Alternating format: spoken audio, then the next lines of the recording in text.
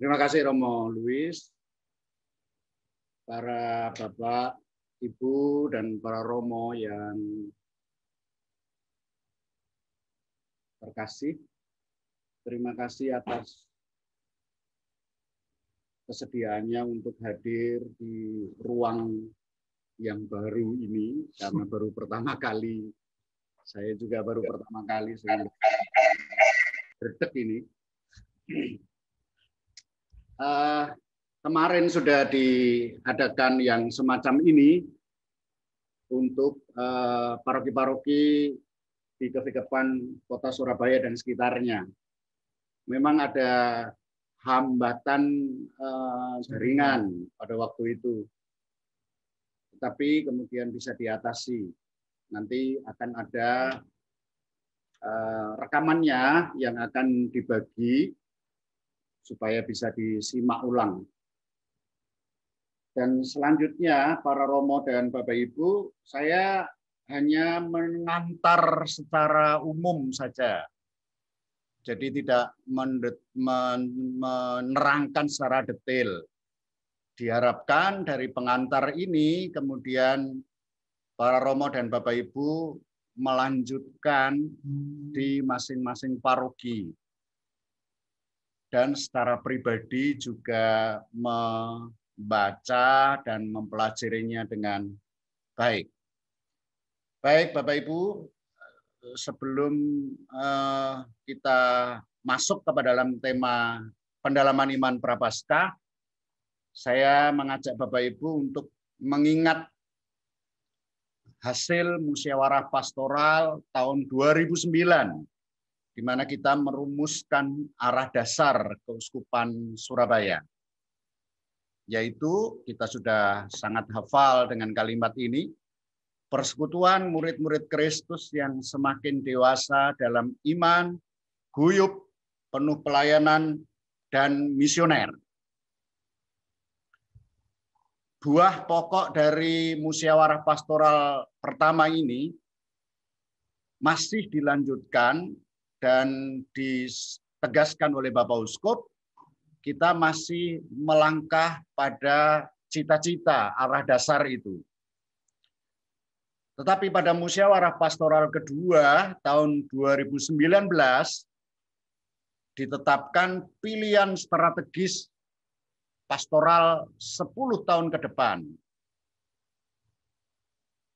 Pilihan strategis ini untuk mewujudkan arah dasar Keuskupan Surabaya, yaitu mendewasakan paroki berakar lingkungan yang hadir di tengah masyarakat.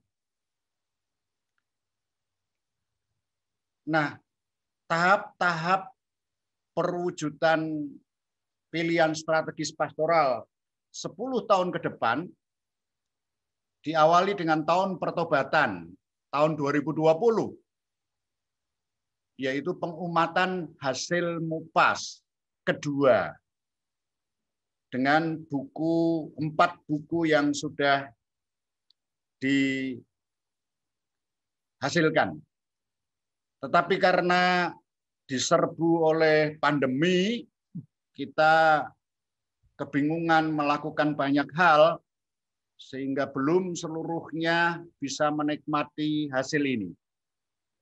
Tahun 2021 sampai 2024, 4 tahun pertama, kita diajak untuk menguatkan jati diri gereja di lingkungan atau stasi, komunitas yang paling kecil.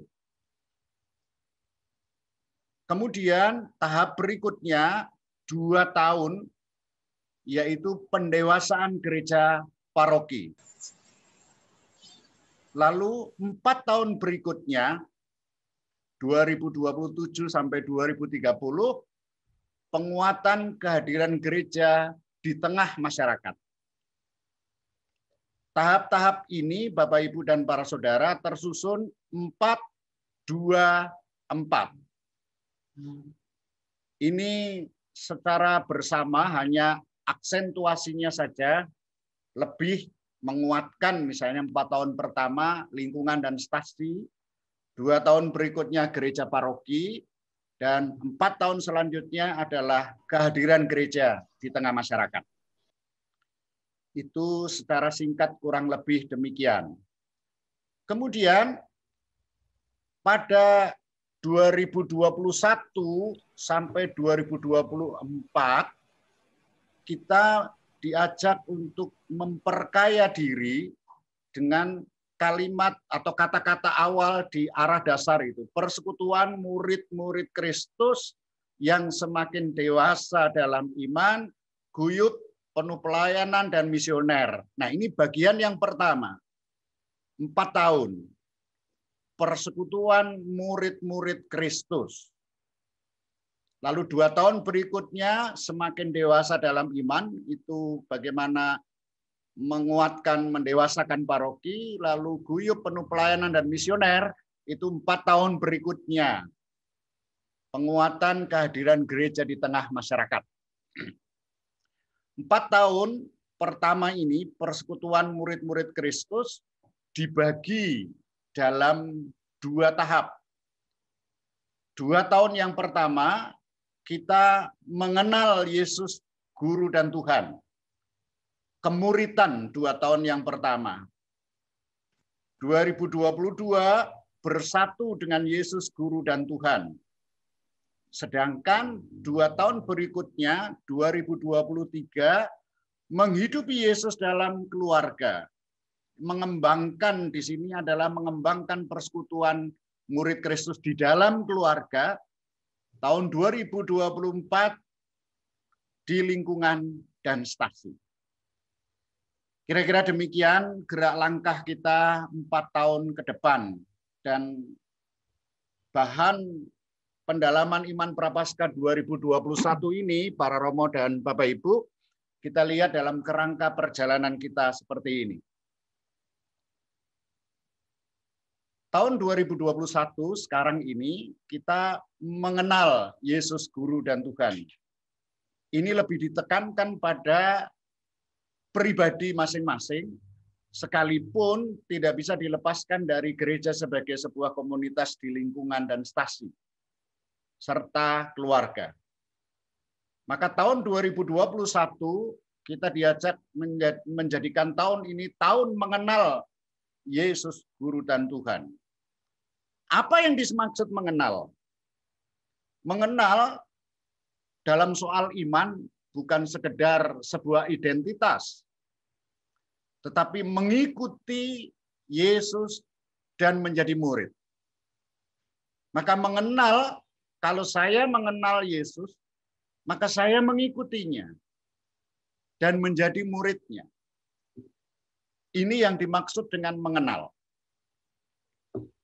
Mengikuti dan menjadi murid berarti berjalan di belakang guru dan Tuhan. Namanya mengikuti dan menjadi murid itu berjalan di belakang guru dan Tuhan.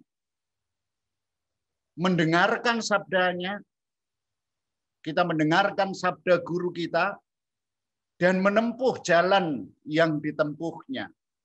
Mengikuti cara hidup yang dilakukan oleh Tuhan Yesus, ditempuh oleh Tuhan Yesus. Maka mengenal itu bukan sekedar sebuah identitas, saya murid Yesus, tapi mengikuti, berjalan di belakang guru dan Tuhan, mendengarkan sabdanya, dan menempuh jalan yang ditempuh guru dan Tuhan kita. Hanya dengan demikian, sebagai murid-muridnya, saya dan Bapak Ibu, para Romo, dibentuk oleh guru dan Tuhan untuk semakin dewasa dalam iman, guyup, penuh pelayanan, dan misioner. Ini harapannya. Maka Bapak Ibu, selama 1 tahun yang dimulai dari masa Advent 2020, kita bersama orang yang paling dekat dengan Tuhan Yesus, yaitu Bunda Maria dan Santo Yosef, menantikan kedatangan Tuhan. Waktu itu disediakan renungan-renungan untuk masing-masing keluarga. Kemudian Prapaskah ini kita bersama Simon Petrus mengenal Yesus Guru dan Tuhan. Bulan Mei sebagai bulan Maria, kita juga khususkan itu untuk bersama Bunda Maria mengenal Yesus Guru dan Tuhan. Kemudian nanti pada bulan Kitab Suci Nasional, September, kita belajar mengenal Yesus Guru dan Tuhan dalam Injil Markus. Karena tahun 2021 adalah tahun B, tahun Markus. Kita tahu Gereja Katolik kita semua ada tahun A, tahun Matius, tahun B, tahun Markus, tahun C, tahun Lukas. Dan sekarang ini 2021 adalah tahun B. Maka bulan Kitab Suci Nasional kita secara khusus mengenal Yesus dan Guru dan Tuhan yang diungkapkan dalam Injil Markus. Lalu pada bulan Rosario kita kembali mengenal Tuhan Yesus dalam peristiwa gembira. Karena 2021 peristiwa gembira, 2022 peristiwa yang lain selanjutnya. Sampai 4 peristiwa itu. Demikian Bapak Ibu, selama 1 tahun kita mencoba terus mengenal Yesus Guru dan Tuhan.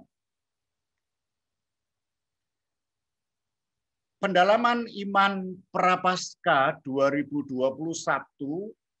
kita mengambil tema besar bersama Simon Petrus mengenal Yesus sebagai Guru dan Tuhan. Mengapa Simon Petrus? Kok tidak yang lain? Simon Petrus adalah salah seorang yang pertama kali dipilih oleh Tuhan Yesus sendiri.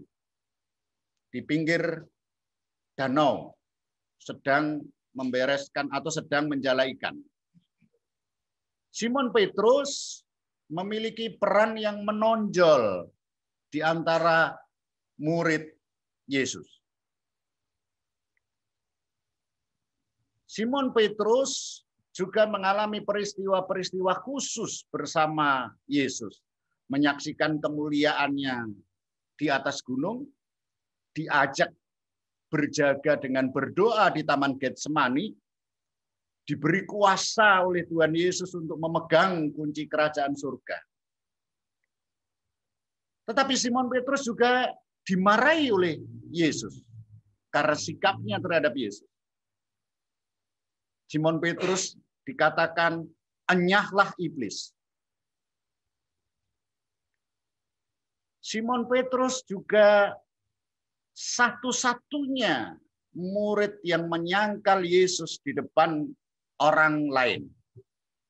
Hanya Simon Petrus yang menyangkal. Tetapi kemudian Simon Petrus menjadi pemimpin gereja pada awal masa perkembangannya setelah kenaikan Yesus ke surga. Oleh karena itu, Simon Petrus adalah paus yang pertama.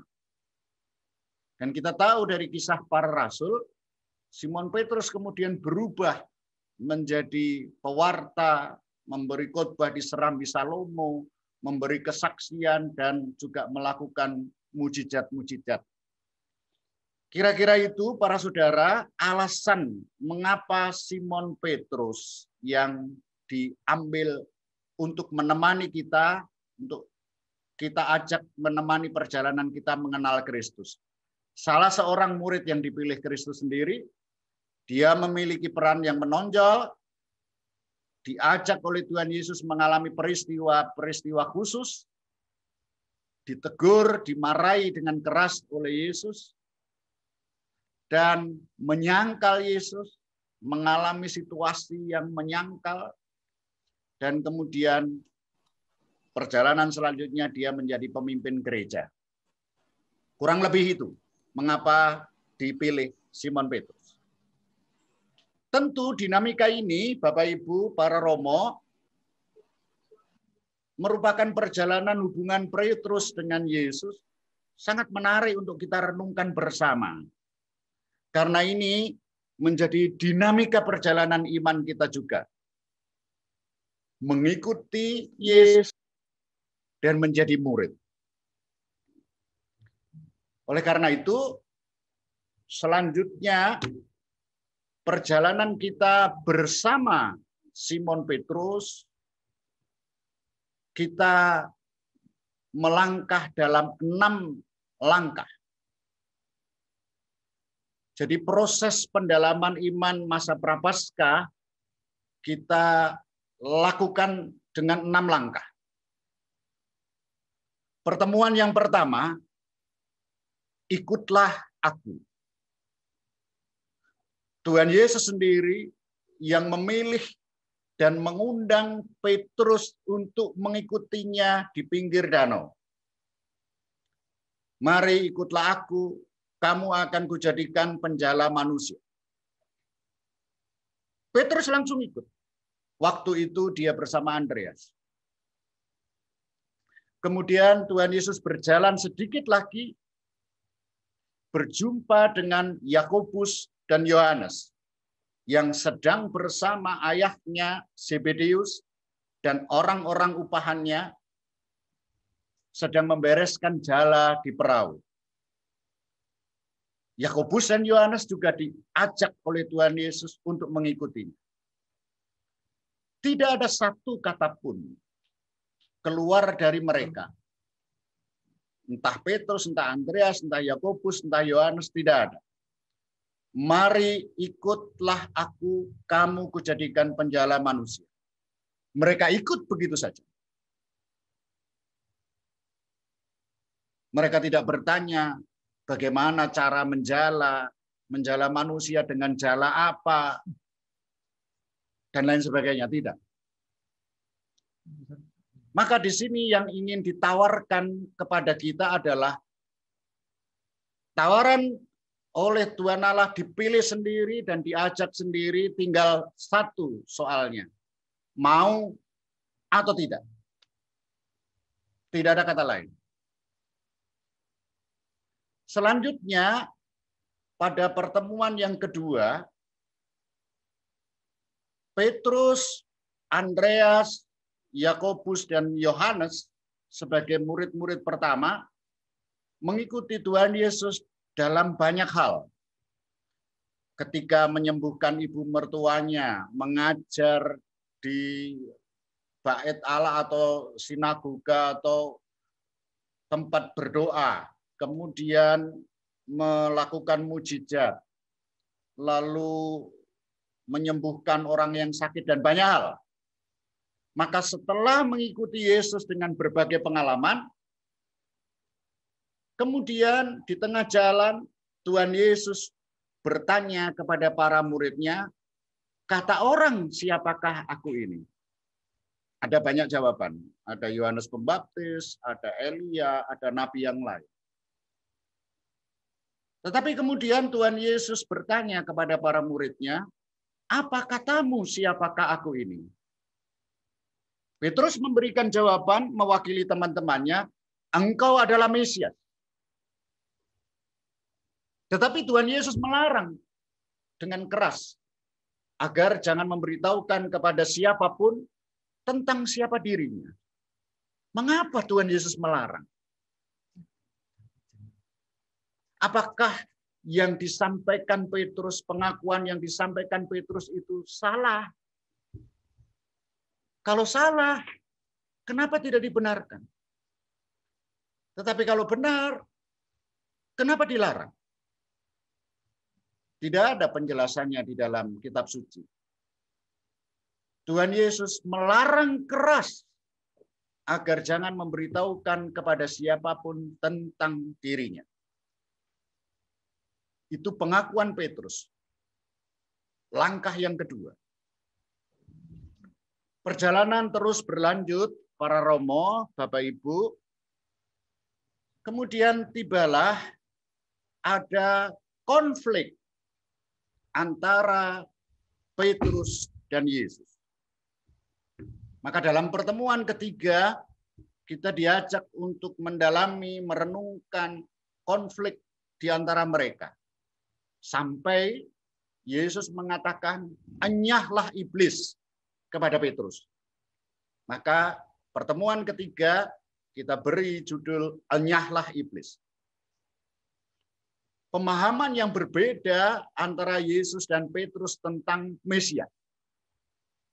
Oleh karena itu, Tuhan Yesus melarang dengan keras karena pemahamannya berbeda. Ketika itu Tuhan Yesus menyampaikan bahwa anak manusia harus menderita, ditolak oleh tua-tua, dan mati serta bangkit. Kemudian Petrus menarik Tuhan Yesus ke samping dan menegur dia. Tidak jelas alasannya. Kenapa? Lalu kemudian Tuhan Yesus memarahinya. Enyahlah iblis. Engkau tidak memikirkan apa yang dipikirkan oleh Allah, tetapi yang dipikirkan oleh manusia. Itu pertemuan yang ketiga. Terjadi konflik antara Petrus dan Yesus. Selanjutnya, Bapak, Ibu, dan para romo, pada pertemuan yang keempat, kita diajak untuk mengalami peristiwa penampakan kemuliaan Yesus di atas gunung. Petrus, Yakobus, dan Yohanes diajak Tuhan Yesus naik ke atas gunung. Dan kemudian ketika Tuhan Yesus sedang berdoa, tiba-tiba bersinar kemuliaan dan ada Elia dan Musa. Pakaiannya putih berkilau-kilauan, tidak ada seorang pun yang mampu mengelantang pakaian seperti itu. Ini berarti ini bukan buatan manusia. Melihat, mengalami situasi seperti itu, Petrus sangat bahagia. Kemudian dia mengusulkan atau semacam usulan mendirikan 3 tenda. 1 untuk engkau, 1 untuk Musa, dan 1 untuk Elia. Apa maksud Petrus mengusulkan 3 tenda itu? Tidak dijelaskan.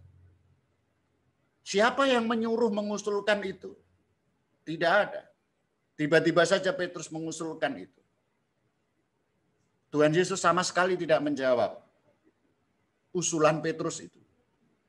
Tetapi kemudian ada suara dari dalam awan yang memberi penegasan, dengarkanlah dia. Seolah-olah mengatakan, jangan mendengarkan keinginanmu sendiri, harapanmu sendiri. Dengarkanlah dia. Maka di sini mulai sedikit demi sedikit terjawab. Mengenal Tuhan Yesus, mengikuti, dan menjadi muridnya adalah mendengarkan dia. Bapak, Ibu, dan para romo, ketika Yesus menampakkan diri kemuliaannya di atas gunung, Yesus juga melarang mereka untuk menceritakan ini. Kemudian mengajak mereka turun. Mengapa Yesus lagi-lagi melarang? Pada pertemuan kelima, kita diajak untuk mengalami peristiwa penyangkalan Petrus. Waktu itu Yesus ditangkap, kemudian dibawa ke rumah imam besar, diadili oleh para imam kepala, ahli Taurat, dan tua-tua Yahudi dengan menghadirkan saksi-saksi palsu. Yesus memberi kesaksian yang benar, yang jujur tentang dirinya. Sedangkan Petrus di luar, di halaman rumah imam besar itu, berhadapan dengan seorang perempuan, dan seorang perempuan itu seorang hamba dari imam besar itu. Hanya berhadapan dengan perempuan dan itu hamba, kita tahu di dalam dunia kehidupan Yahudi, perempuan adalah kelas 2 waktu itu. Apalagi dia seorang hamba. Dan orang-orang lain siapa tidak dijelaskan di dalam kitab suci. Jelas mereka tidak punya otoritas sama sekali. Tidak seperti para imam kepala di dalam rumah imam besar itu, ahli Taurat, mereka punya otoritas. Yesus berhadapan dengan orang-orang dan semuanya laki-laki dan mempunyai otoritas. Sedangkan Petrus berhadapan dengan orang-orang yang tanpa otoritas sama sekali. Tetapi mereka memberikan pernyataan yang benar. Mereka jujur. Engkau adalah salah satu dari mereka, kan? Sedangkan Tuhan Yesus berhadapan dengan saksi palsu, saksi yang tidak benar. Tetapi Petrus berhadapan dengan orang-orang yang menyampaikan kebenaran. Memang benar Petrus adalah salah seorang dari rombongan Yesus. Tapi justru Petrus berbohong. Dia menyangkal. 3 kali dia menyangkal. Kemudian ayam berkokok dan Petrus menangis terseduh-seduh. Terjadi penyangkalan. Maka kita melihat alurnya Bapak Ibu dan para saudara, dari pinggir pantai diajak, kemudian mengakui sebagai Mesias, ada konflik, dan kemudian dengarkanlah dia. Ternyata tidak mudah oleh Petrus untuk mengenal Yesus, mengikutinya, dan menjadi muridnya. Setelah itu Tuhan Yesus disalibkan, dimakamkan, para murid lari dan kehilangan harapan. Lalu karena Yesus wafat disalib dan dimakamkan, mereka kehilangan harapan. Meskipun ada berita Maria Magdalena datang ke makam Tuhan Yesus, dicuri orang. Petrus sendiri pun sudah ke makam dan tidak ditemui Yesus di situ. Meskipun juga Yesus yang bangkit sudah menampakkan diri di antara para murid, yang pertama tanpa Thomas, yang kedua dengan Thomas. Tetapi tetap saja Petrus dan teman-teman kehilangan harapan. Lalu mereka kembali menjadi penjala ikan. Ini yang kita alami peristiwa ini dalam pertemuan ke-6. Kehadiran Tuhan Yesus yang bangkit. Tuhan Yesus bertanya kepada Simon Petrus, apakah engkau mengasihi aku 3 kali? Dan Petrus menjawab 3 kali juga. Di akhir Tuhan Yesus mengatakan, ikutlah aku.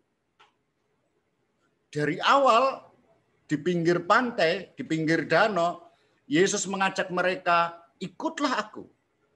Tapi sudah mereka mengikuti sekian lama, ternyata masih ikutlah aku lagi. Lah, apakah selama ini tidak ikut Petrus?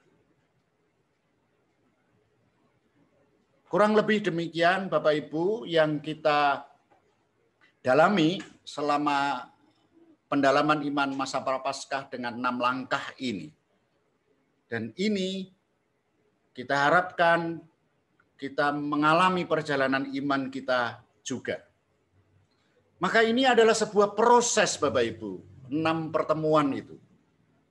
Kita diajak berjalan bersama Simon Petrus yang diawali dari peristiwa di danau ketika menjumpai Petrus dan Andreas, Yakobus dan Yohanes, diajak mengikutinya.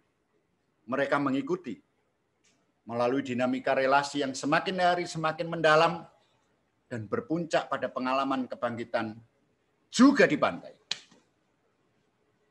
Ini sebuah proses.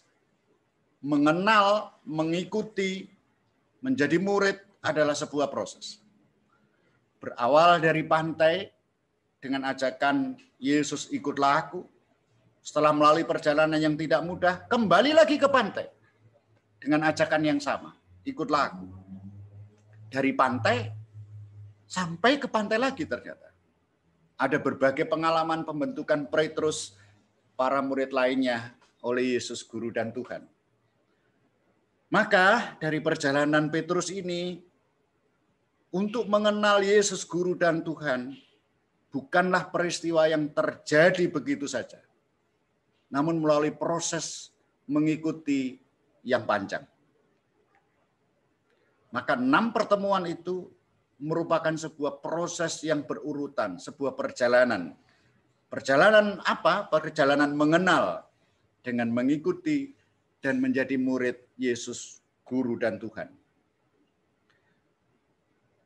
Karena masa Prapaskah adalah masa pertobatan, maka diharapkan dalam masa Prapaskah itu dengan berjalan bersama Petrus, mengenal Yesus Guru dan Tuhan dengan mengikuti dan menjadi muridnya, ini adalah perjalanan yang membawa kita pada pertobatan di masa Prapaskah. Memperbaharui kembali, merefleksikan kembali dan memperbaharui kembali pengenalan kita, pengenalan saya dan Bapak Ibu terhadap Yesus Guru dan Tuhan yang kita ikuti dan imani. Kita diajak untuk merasakan proses itu kembali. Yang kedua, pertobatan yang diharapkan berbuah bagi pertumbuhan iman kita secara pribadi maupun sebagai komunitas murid di lingkungan dan stasi. Maka Bapak Ibu dan para saudara, para romo, perlu kita perhatikan beberapa hal. Satu, karena ini sebuah perjalanan, bahan pendalaman iman APP ini merupakan sebuah perjalanan mengikuti Yesus, sebaiknya diikuti dengan urutan yang ada.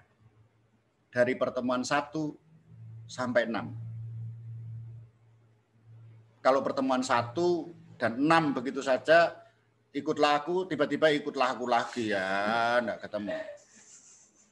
Enggak ada proses.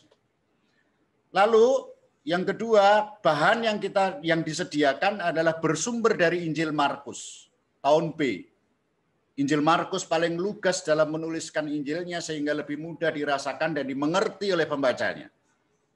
Secara khusus dalam pertemuan ke-6, kita gunakan Injil Yohanes untuk membantu mengalami kebangkitan Tuhan Yesus dengan lebih lengkap, lebih utuh. Selanjutnya, Bapak Ibu sebagai pemandu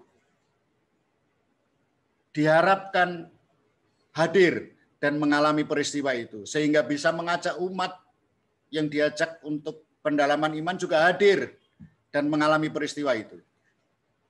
Hal ini penting, yaitu bahwa membaca teks Injil sangat diharapkan untuk tidak membaca dengan tergesa-gesa, tapi dirasakan dengan hati. Kita sungguh membayangkan ikut hadir dalam setiap peristiwa yang terjadi dalam Injil yang kita baca, yang diwartakan kepada kita, sehingga dapat mengalami peristiwanya dengan itu lebih dekat. Selanjutnya, Bapak Ibu, para romo diharapkan kreatif. Bahan yang ditawarkan, yang disediakan, yang besok akan dibagikan, ini berupa narasi yang panjang. Maka dipersilahkan para romo paroki bersama seksi dan tim katekese paroki untuk menyajikan bahan itu dengan lebih kreatif, agar umat lebih mudah mengikutinya sesuai dengan situasi umat setempat. Ada yang sudah bisa pertemuan offline, ada yang masih belum. Dipersilahkan mengolah bersama tim paroki dan romo paroki. Misalnya membuat dengan animasi atau melalui YouTube yang dikemas bersama seksi Komsos atau melakukannya secara online dengan Zoom meeting dan lain sebagainya. Monggo, itu dipersilahkan. Seperti misalnya yang dilakukan paroki Santa Maria Blitar, Romo Eko Nurbandrio, dia langsung nonton bersama. Nah, itu menarik itu menurut saya. Nah, ini terobosan yang menarik. Bahan ini juga bisa dipakai pribadi dan kelompok. Pribadi yang dimaksud juga termasuk di dalam keluarga. Dapat digunakan juga di lingkungan stasi, baik offline maupun online, menyesuaikan situasi paroki masing-masing. Susunan pendalaman iman kita seperti biasa, doa pembukaan dapat didoakan bersama oleh pemandu atau salah seorang peserta. Jika ada yang ditugaskan, sebaiknya dipersiapkan lebih dahulu. Jangan saat itu baru ditunjuk. Karena orang harus mengalami apa yang didoakan. Merasakan itu. Lalu kemudian bacaan Injil dapat dibacakan seseorang atau dibaca secara bergiliran, monggo. Tetapi kalau kesulitan karena online seperti ini seringkali suaranya berjarak, ada delay suara, maka bisa dibacakan seseorang saja. Jika pertemuan dilakukan dalam lingkup keluarga, nggak tahu lagi kalau keluarganya juga online, anaknya satu di sana, satu di sini, ya mungkin susah juga. Anak-anak pun juga dapat dilibatkan untuk membacakannya. Sebelum Injil dibacakan, sebaiknya peserta diajak untuk terlebih dahulu mempersiapkan diri dengan membayangkan ikut hadir dalam peristiwa tersebut. Kemudian disediakan pemahaman teks. Disediakan beberapa pertanyaan untuk membantu peserta aktif dalam pertemuan. Nanti jika teksnya dibagi, Bapak Ibu bisa melihat itu. Kemudian ada renungan. Disampaikan renungan oleh pemandu atau fasilitator atau siapapun yang ditugaskan. Tapi sebaiknya yang ditugaskan bukan anak-anak, sehingga bisa membacakan ulang renungan ini dengan baik. Sangat diharapkan dibaca tidak dengan tergesa-gesa. Selanjutnya setelah renungan disediakan beberapa pertanyaan refleksi untuk mengajak peserta merenungkan pengalaman iman pribadinya.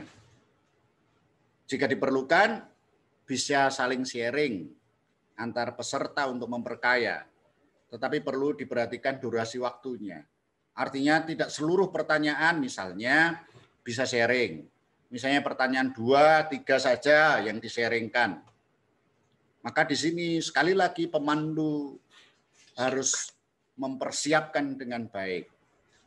Kemudian ada doa bersama, doa APP, kemudian menyatukan semua perjalanan dengan doa Bapa Kami, lalu ditutup dengan doa penutup, bisa didoakan bersama. Catatan Bapak Ibu untuk susunan pendalaman iman ini, dalam pendalaman iman prapaskah per pertemuan, tidak dicantumkan tujuan dan pengantar masing-masing pertemuan. Sebelum pelaksanaan pendalaman, diharapkan para pemandu mempelajarinya secara keseluruhan setiap pertemuan. Sangat diharapkan para pemandu, sudah tahu, enggak usah belajar. Enggak. Cobalah untuk menyiapkan dengan baik. Karena di tangan para pemandulah perkembangan iman umat bisa dibantu. Yang kedua, jika diperlukan sebuah pengantar, tentu boleh. Dipersilahkan membuat sendiri. Yang sebaiknya tidak terlalu panjang. Cukup 3-4 kalimat, jangan renungannya 2 kali. Ada pengantar yang panjang, nanti renungan lagi panjang. Jika diperlukan nyanyian, silahkan. Dipilih sendiri sesuai dengan masa prapaskah. Kalau enggak bisa bernyanyi, ya enggak apa-apa. Jangan pakai lagu Natal loh ya. Nanti masa prapaskah pakai lagu Natal. Tanda salib pembuka dan berkat penutup dapat dilakukan seperti biasa. Ini catatan untuk susunan pendalaman iman. Lalu bagaimana alurnya para Romo, Bapak Ibu? Dalam doa pembukaan, selain mengucap syukur, peserta diajak untuk sedikit menyadari apa yang akan didalami dalam pertemuan itu. Lalu bacaan Injil, peserta diajak untuk mengalami peristiwa yang diwartakan Injil. Diajak untuk ikut hadir dalam peristiwa itu, sehingga lebih dekat. Misalnya, mari kita coba ikut salah satu di antara yang hadir dalam peristiwa Yesus naik di atas gunung dan menampakkan kemuliaan. Seperti itu, merasakan peristiwanya. Pemahaman teks dengan pertanyaan-pertanyaan, diajak untuk lebih mendalami, saling memperkaya, dapat sharing. Tapi sekali lagi, tidak harus semua pertanyaan di-sharingkan. Hanya menjawab pertanyaan, tidak usah dongeng reno-reno. Jadi hanya menjawab pertanyaan saja. Kemudian renungan, diajak untuk mendengarkan permenungan atas Injil dan peristiwa yang terjadi. Renungan ini sungguh ditulis dengan sebuah kesetiaan terhadap teks. Maka bagi Bapak Ibu yang mungkin barangkali merasa perlu ada tambahan renungan atas renungan yang sudah ditulis, sebaiknya itu nanti dulu. Nanti saja kalau mau doa wilayah atau doa lingkungan atau doa stasi. Di sini kita diajak setia untuk merenungkan permenungan yang ada. Membacakan permenungan yang ada. Setelah itu, dalam hening, peserta diajak untuk kembali kepada diri sendiri dengan bantuan beberapa pertanyaan. Saling mengingatkan, saling menguatkan, dapat juga saling sharing. Sekali lagi, tidak perlu semua pertanyaan. Secukupnya saja. Yang tahu adalah para pemandu. Perlu diingat waktu. Lalu mempersembahkan doa sebagai sebuah ungkapan bersama dalam situasi hidup sekarang ini. Karena pertobatan kita juga merupakan gerakan doa bersama. Lalu doa Bapa kami dan penutup. Ada tawaran Bapak Ibu yang kami tawarkan, para romo yang terkasih, sebagai sebuah perjalanan, bahan pendalaman iman Prapaskah 2021 ini terdiri dari 6 pertemuan yang dilaksanakan per minggu. Maka pertemuan pertama sebaiknya dilaksanakan antara Rabu Abu sampai Minggu Prapaskah pertama. Karena kalau setelah Minggu Prapaskah pertama baru pertemuan pertama, maka nanti akan memakan sampai ke Minggu Suci. Atau ada 1 minggu 2 kali pertemuan. Sebaiknya dilakukan antara Rabu Abu sampai Minggu Prapaskah pertama adalah pertemuan pertama. Setelah itu pertemuan kedua dan selanjutnya setelah Minggu Prapaskah pertama per minggu. Harinya terserah. Pembekalan bagi para pemandu umat, penyampaian pengantar umum bahan pendalaman iman Prapaskah oleh romo beserta tim paroki dapat dilaksanakan sebelum Rabu Abu. Jadi sebelum Rabu Abu, romo beserta tim paroki yang mengikuti sekarang dapat memberikan pembekalan bagi semua pemandu dengan materinya pengantar umum. Nanti akan ditawarkan, dibagikan kalau itu diperlukan slide ini, PowerPoint ini. Jika romo paroki bersama tim paroki menyelenggarakan pendalaman iman bagi para pemandu sebelum mereka memandu di lingkungan stasi, maka pertemuan pertama sebaiknya dilaksanakan sebelum Rabu Abu juga. Jadi jika romo paroki mau mendalami bersama pemandu terlebih dahulu sebelum mereka memandu di lingkungan dan stasi per minggu, maka sebelum Rabu Abu sudah pertemuan yang pertama. Kira-kira demikian para romo, Bapak Ibu, dan para saudara. Ini ada pengumuman dari Biak Rekat dan OMK, sudah ada bahan pendalaman iman dengan tema yang sama. Anak-anak, remaja, dan OMK juga mengenal Yesus, Guru dan Tuhan bersama Santo Petrus, semuanya. Dan Komisi Biak Rekat dan OMK sudah menyediakan bahan untuk itu. Terima kasih, matur nuwun. Gusti tansah paling berkah. Begitu Romo Luis, para Romo dan Bapak Ibu.